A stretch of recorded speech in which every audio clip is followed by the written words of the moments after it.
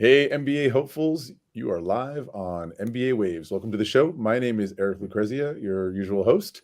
And today we have a couple of special guests with us. We're going to talk about a topic that I think is interesting to a lot of people. Which is better, the executive MBA or the full-time? Exploring some of the differences between the two, which should help you decide which is the best program for you. Once again, my name is Eric Lucrezia. I am the creator of Candidate Coach, a boutique admissions consulting firm helping MBA students all around the world get into their MBA choices.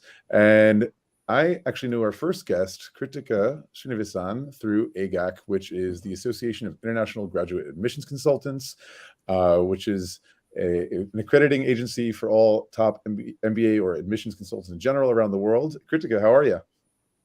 I'm doing brilliant. Thanks so much, Eric, for having me. And you're joining us from Bangalore, India, right? Right, yes. Nice. And also with us, we have Matt Clemons from Duke University, Fuqua School of Business. How you doing, Matt? I am doing well. I am here in Durham, North Carolina, and happy to be with you. I serve as the Assistant Dean of Admissions here at Fuqua. My primary responsibilities lie with our executive MBA programs, our online programs, and our pre-professional programs. I'd say that one thing that makes Fuqua maybe a bit unique in the business school space is we have 10 different degree programs that fit people at different stages in their professional development. So it's a pretty comprehensive business school for sure. Nice, Matt. Well, excited to have both of you on the show today. This episode, we're going to turn over the moderator role to Kritika, who's going to ask us questions, and Matt will be talking mostly about the executive MBA program, and I'll talk about the full-time MBA programs and the advantages of both. So, Kritika, why don't you take it away? Thanks so much, Eric. Hey, everyone. Kritika here. I'm one of the co-founders at Career Labs, which helps college students and working professionals for anything related to careers. And it's such a pleasure to be the guest host for this delightful debate. I have so many people come and ask, like, which should I go for, executive MBA or full-time MBA? And today, I think we'll get the answer for it. So diving deep inside the first one that people have, I just have to ask this: like, why does like the full-time MBA class profile have very few students over 30 years of age? Okay, well, I'll start it off with that if that's okay. Full-time MBA programs tend to target people who are in their young to mid 20s up until young to mid 30s, depending on where you're talking about, right? Full-time MBA seekers are generally younger on the spectrum. They are often looking to make a major career transformation. Could be about changing sector or industry, could be about changing function or role, or could be about changing country, or a combination of any of those three. So the target, I think, is also set by the corporate world, or companies who are looking for people coming out of MBAs are looking for more or less that age range.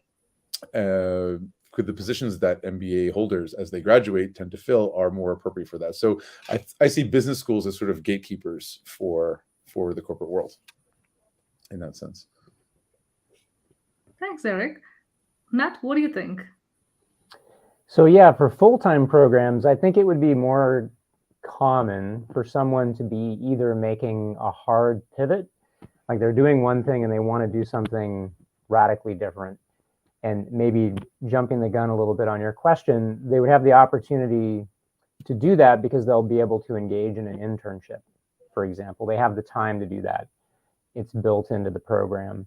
And they're at a stage in their professional development where their trajectory is just starting to go up. And they really need that. They feel they need that business school education to give them that boost and that credential to be taken seriously and to be able to perform at a level that is going to allow a company to place confidence in them, give them more senior level responsibilities and kind of on a growth path. So I think that traditional full-time programs attract people who are definitely earlier in their careers and may want to make a radical type of change in their development.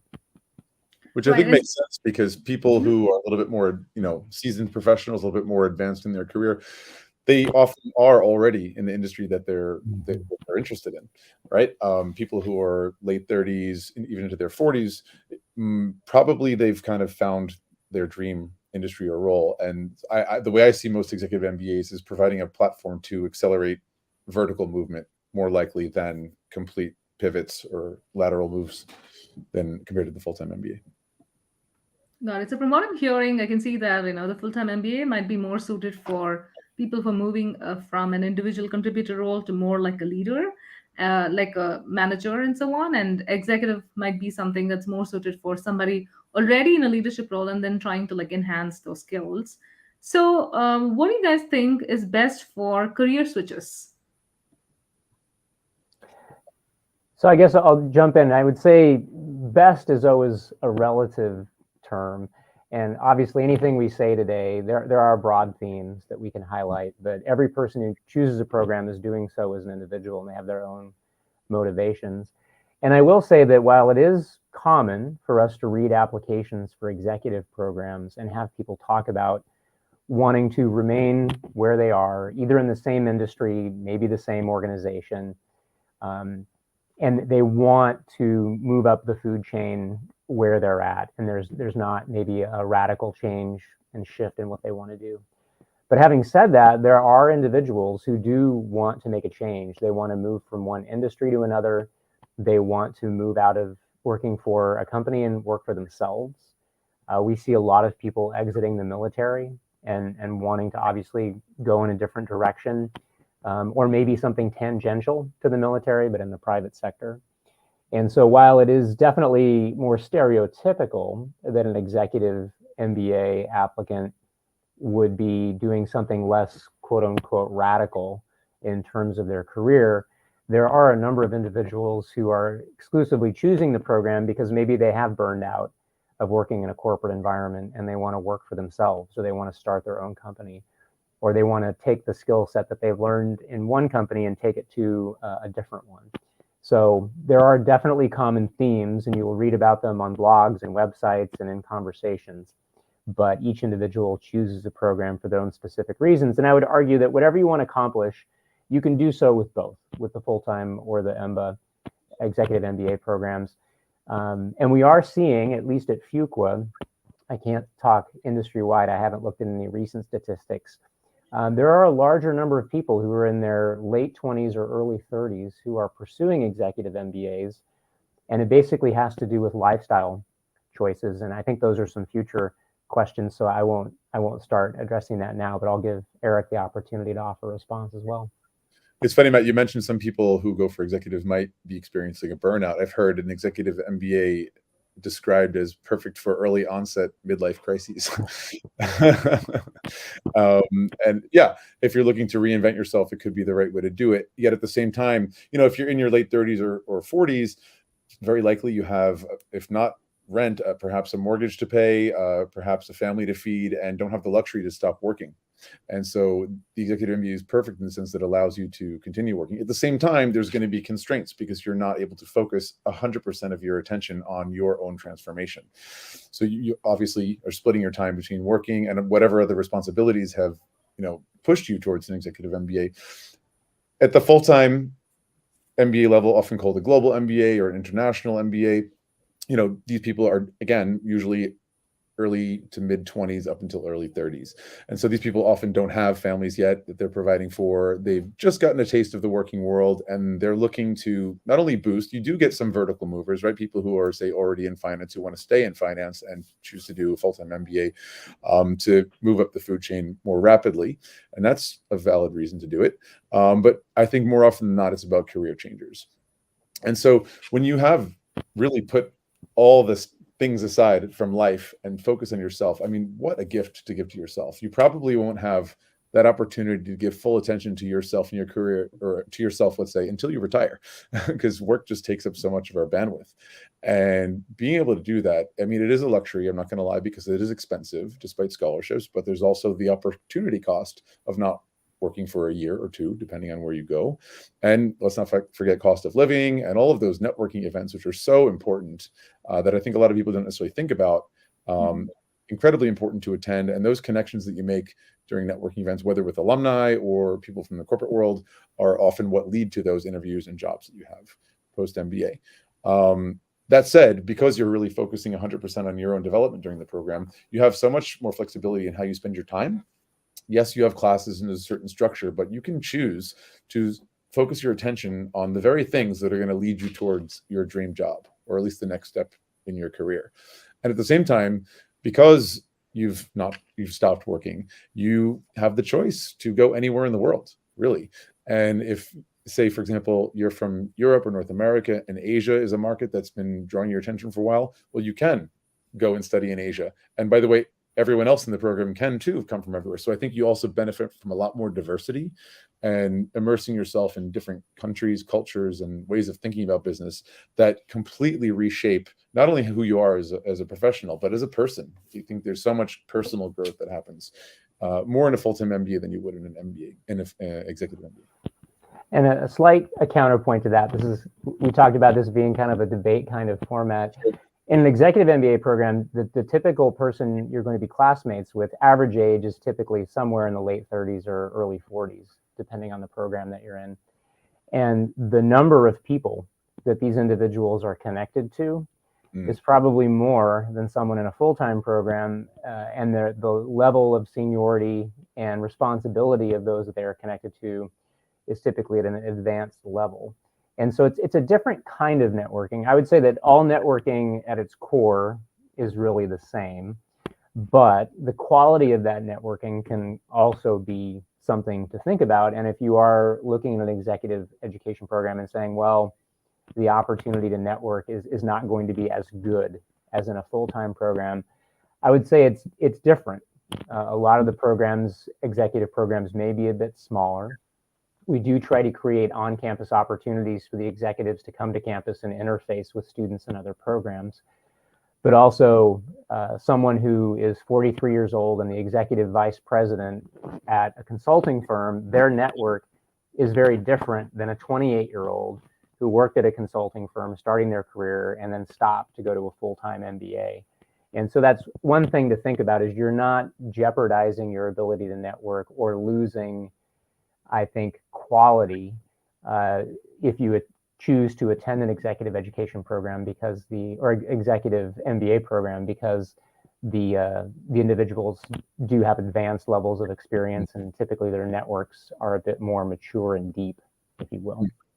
Yeah, that's probably a good way to describe the difference in terms of how networking is between the two types of programs. That with executive, again, they're more mature, more seasoned, more connected, and so forth.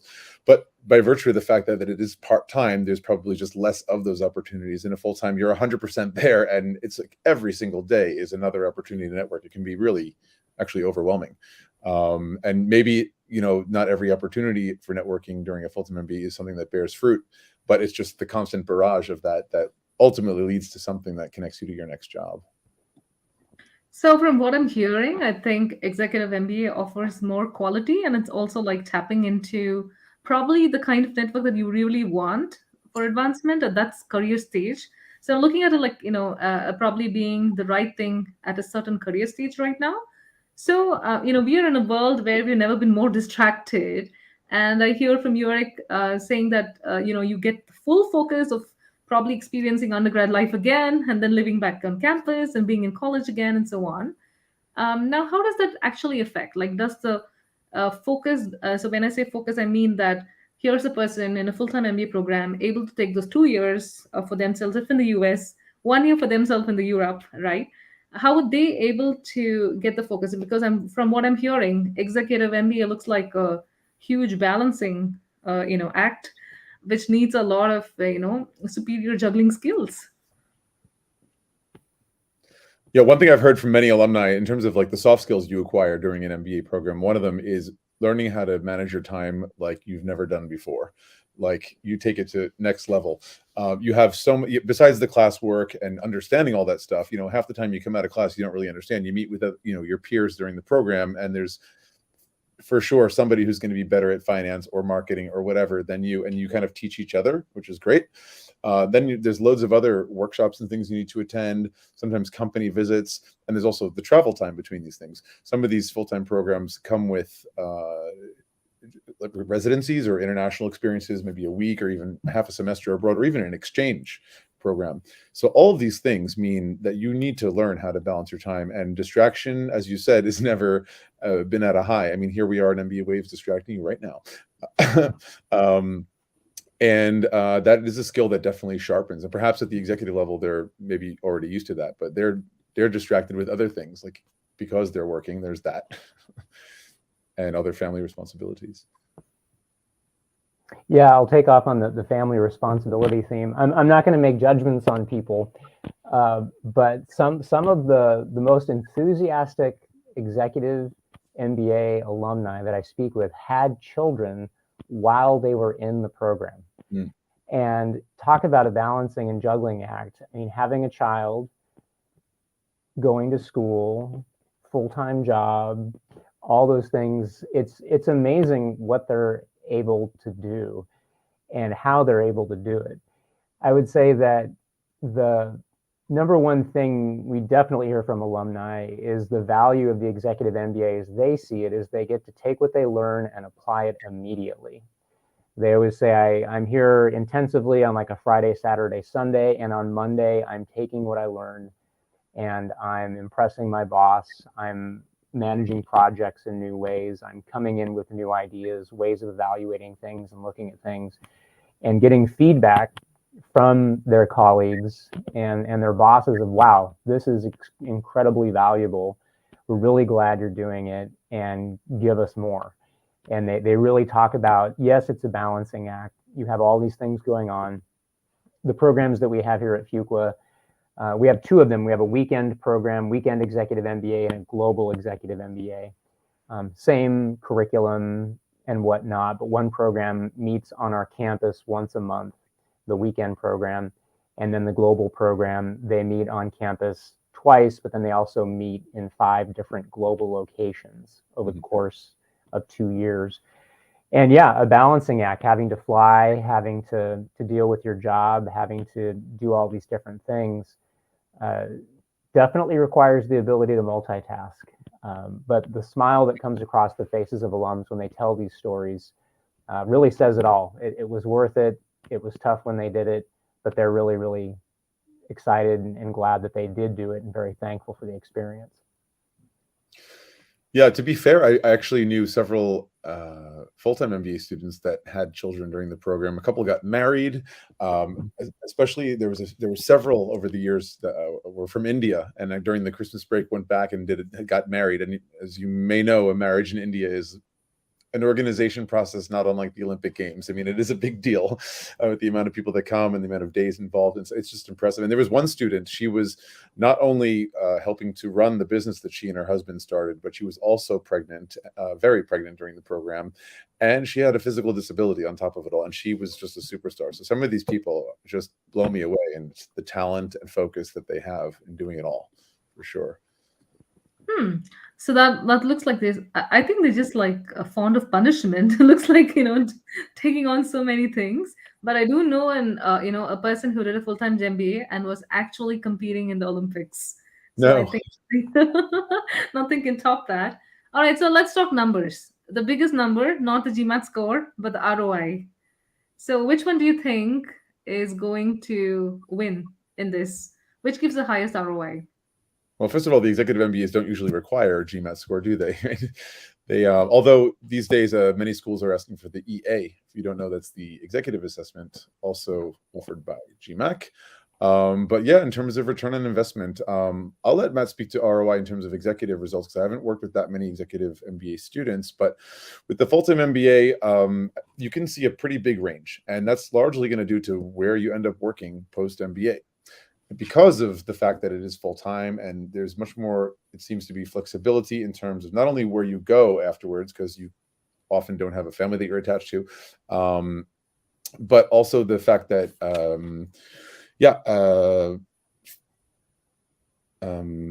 if you relocate to a country where the economy is a lot stronger and salaries are a lot higher, that's going to show up in your ROI.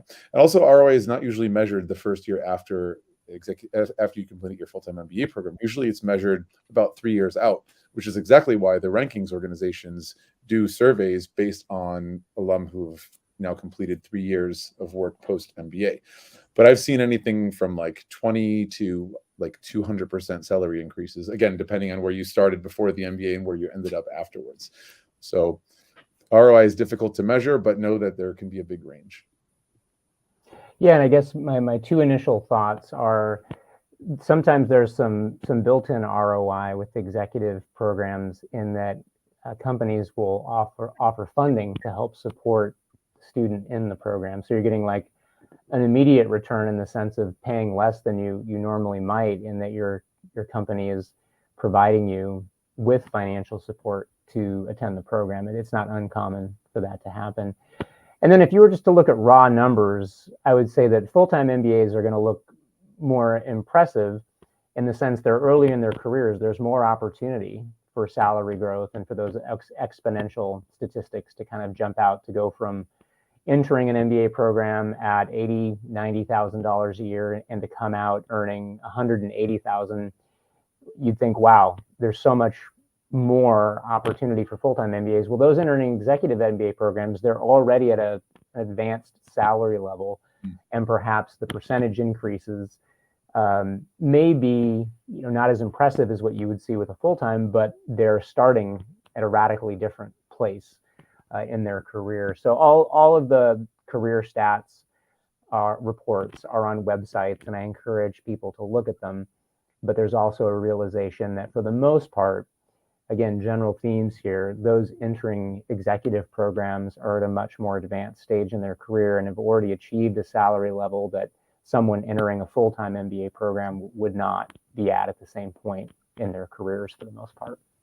It's also important to mention that ROI is not only measured in salary. There's also title. There's other kind of benefits that may not be visible in terms of your gross salary, like bonuses and so forth. And there's job satisfaction, happiness, and as you mentioned earlier, the type that might be at the burnout stage as a reason to go for an executive MBA is probably finding something that makes them happier, and that might even be a salary reduction. And I've seen that also in the full-time MBA. For example, one of the schools I used to work at, one of their focuses, or specialties at this school, was luxury brand management. Now, this is really about passion. People who want to work in the luxury industry, they're not making massive salaries. Just because you work at Chanel and Dior does not mean you have the salary of someone who can afford to shop at Chanel and Dior. And I've seen loads of people who either work in finance or consulting, maybe lawyers, and they were just unhappy in the job. It was either too intense, too many hours, or just not their passion. They were bored working with numbers. And yet they had a real passion for marketing a brand that they really believed in and got behind the heritage of that brand. And they chose to take a salary cut because they were working something that they enjoyed. And that is something that is difficult to measure, certainly in terms of career reports on websites of business schools, but it is a real thing. And look, we got one life to live. Money is not everything. So I love how you put that, Eric. So that brings, us to the question that, it's not a number at all. ROI, always people think about the money aspect of it, but then there are like so many things that matter. And from what I hear, like employer support and then the opportunity to earn while you're learning, all of it can, definitely affect. So that brings me to another point here. And of course, Eric, you had mentioned about the GMAT and EA, the executive assessment, obviously being a very good substitute for the GMAT in some of the countries. And of course, there are like a lot of EMBA programs which don't need GMAT. So is it easier to get into an EMBA program as compared to a full-time program at the same university, like say, for example, Wharton and Harvard and so on? I'll start off if that's okay. I think it's a very good question. Just based on the fact that many business schools for the executive level do not require a test, that definitely shaves off some time, pressure, and challenge in terms of admission as a general response to the question. But you have to look at some of the, I hate to come back to this, but I will say rankings, because there are some cases where a business school has their executive MBA very well ranked, very well established, and they're full-time not, or the reverse. So you really need to look at the schools one by one and have a look of where their executive program is credited or ranked, compared to their full-time, and that can vary greatly. I don't know what you have to say, Matt, about that. Yeah, so programs are definitely going to vary. We do require tests for our executive MBA program, although we do offer the opportunity for a waiver. One thing that may seem unusual to the audience, it doesn't seem unusual to people like me who've worked in admissions for a long time, is a substantial percentage of those pursuing an executive MBA already have an advanced degree. They've done something in the past that is a master's in social work or education or something in medicine, and they are seeking an MBA because they need to speak the language they typically write in their essays. I don't speak the language of the people that I need to influence to get the decisions made that I want, that are going to make the unit that I'm running or the team that I'm managing more effective. And so you have individuals who have skill sets, quantitative abilities, for example, that are well established through a professional track record. And they are basically able to, through the rest of their application documents, make a convincing case that, no, I don't need to submit a test to let you know that I can be successful, because I have 10 or 15 years of making high quality decisions in high pressure packed environments, using quantitative analysis, writing summaries to present to my supervisors, and that sort of thing.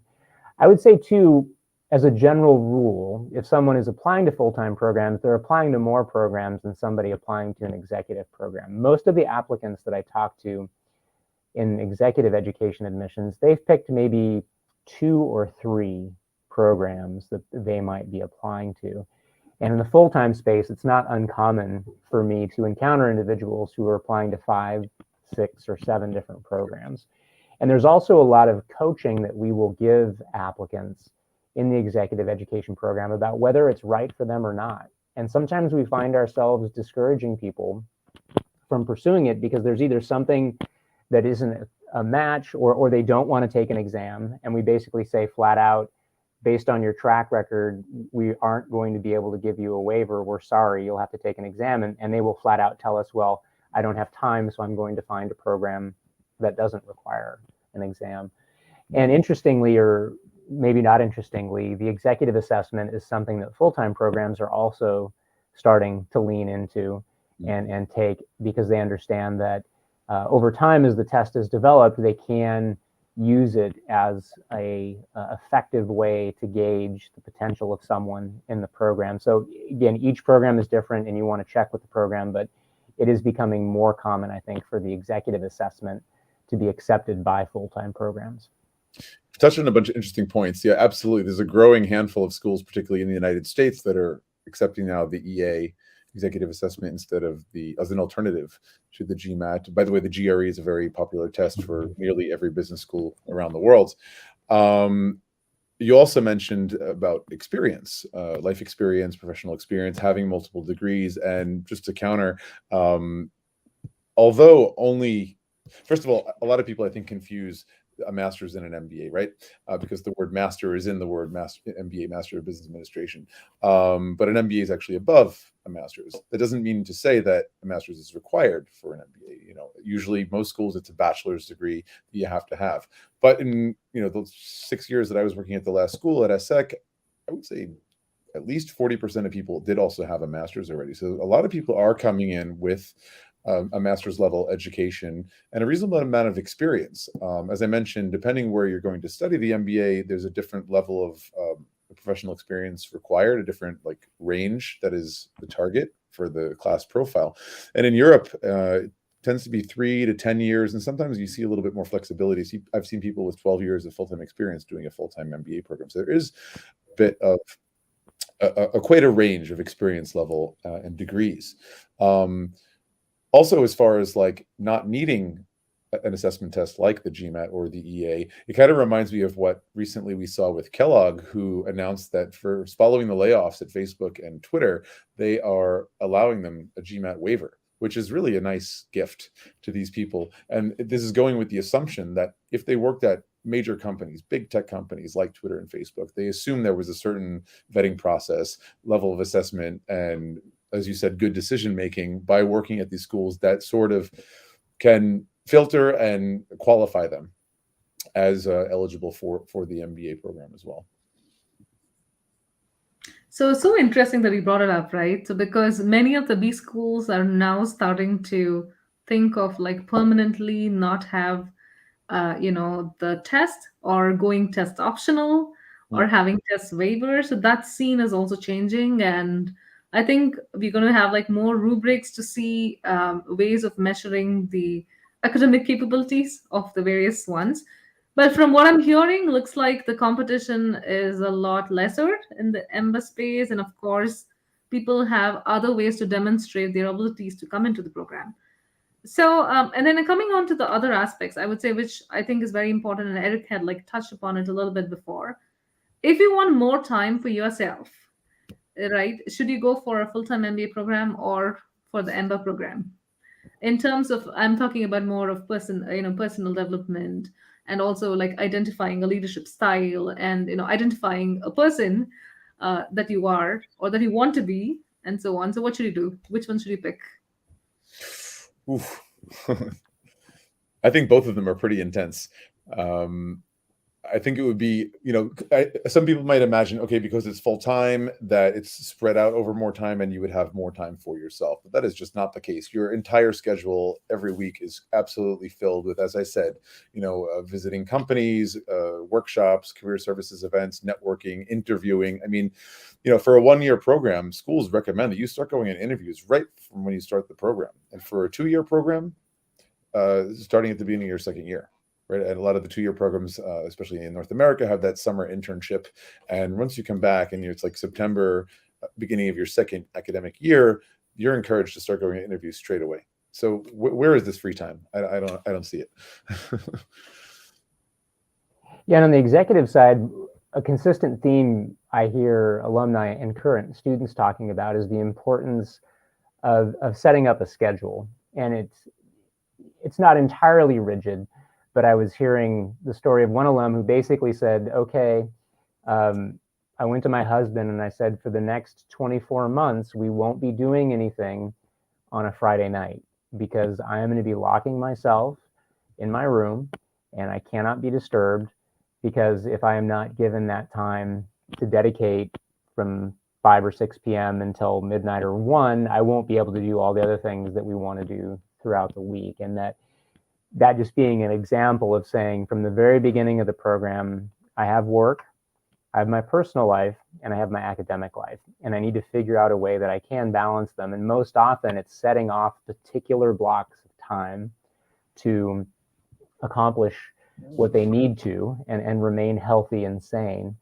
But as far as development is concerned, the program staff and the career services staff from the very beginning also say that this is a growth experience and you need to be thinking about how you want to grow, what it's going to take, how you're going to strategically do that, setting aside the time to do it.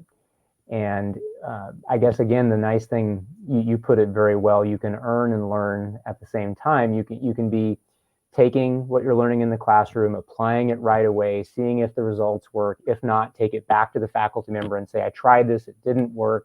And it's kind of like this laboratory experiment that allows you to get feedback, as opposed to in a full-time program where you're cramming everything into your brain. And yes, you may have an opportunity through an internship to experiment with it.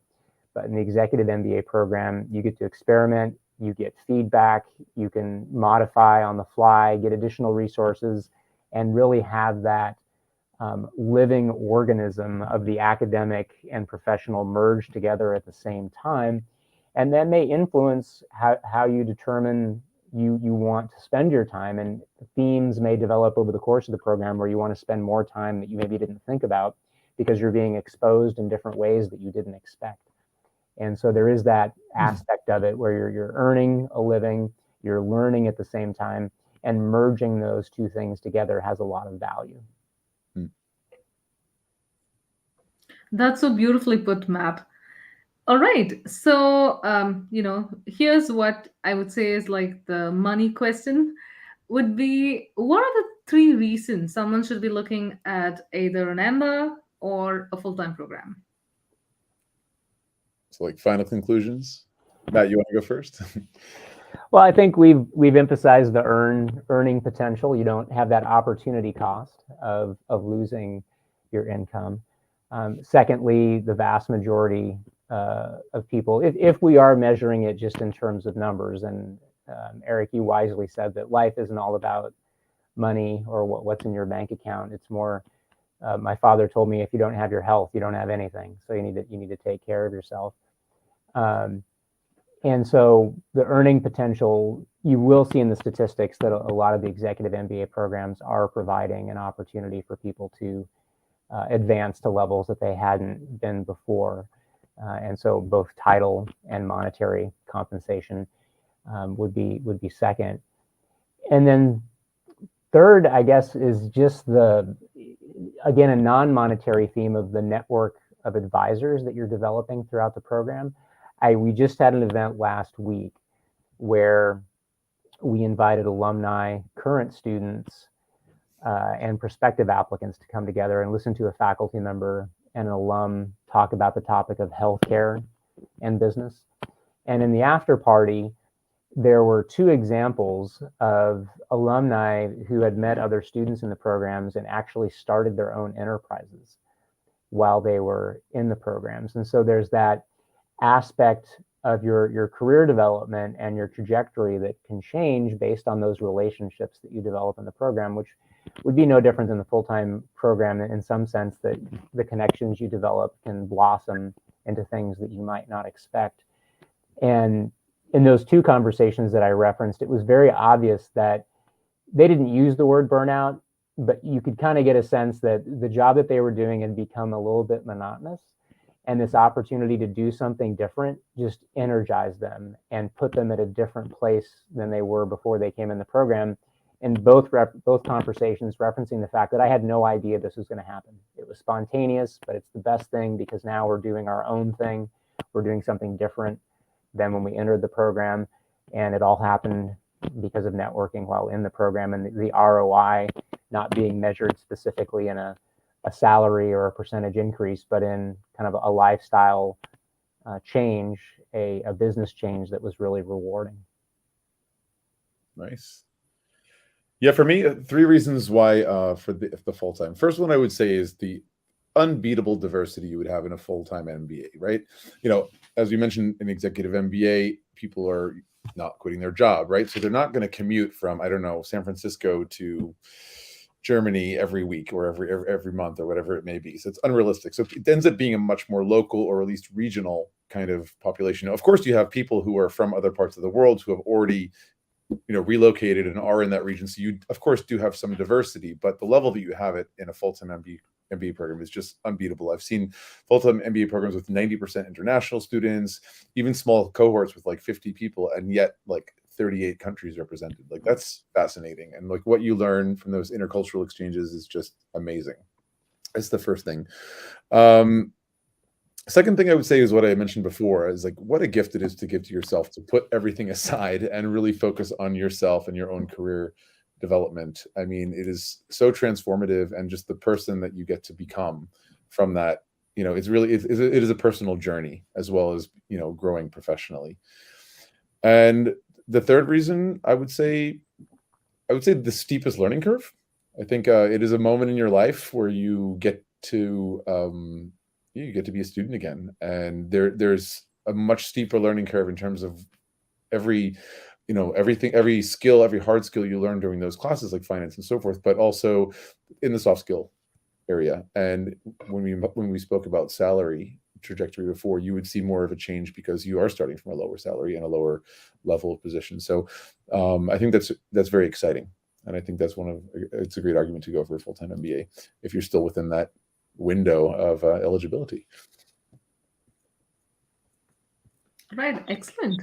So, from what I'm hearing, definitely it looks like these 2 are at different stages, and especially if someone's having that kind of a thought, maybe they are like, at a place in their career where they could go either ways, is when they probably are looking at an exec MBA or a full-time MBA. But yeah, we were able to discuss a lot of great things about from like, the flexibility of the program to even the hard pivot and the internships and the other things that are part of the full-time program, as well as the flexibility in terms of opportunity cost, and obviously it coming at a time where you're able to apply, and it's kind of like where you're ready to take off at your career at a different level. So thanks so much for these wonderful insights. And I think the parting thought here is, whatever you choose, stick to the reasons as to why you wanted to do the MBA program, and don't get swayed over one over the other. And the good news is that there are so many ways to reach the same goal. So thanks so much, Matt and Eric. And over to you, Eric. Thank you both for joining us, and thank you for everyone in the audience who listened to today. I just realized that a comment came in from David, and maybe we can address that. I'll pop it on the screen. As a current global executive MBA student at Fuqua, so one of yours, Matt, I can confirm this experimentation and what Matt said. Combining academic and professional lives at once, seeing what is useful and readjust when things need better improvement. Yeah, thanks, David, for commenting. Matt, I don't know if you want to respond to that or...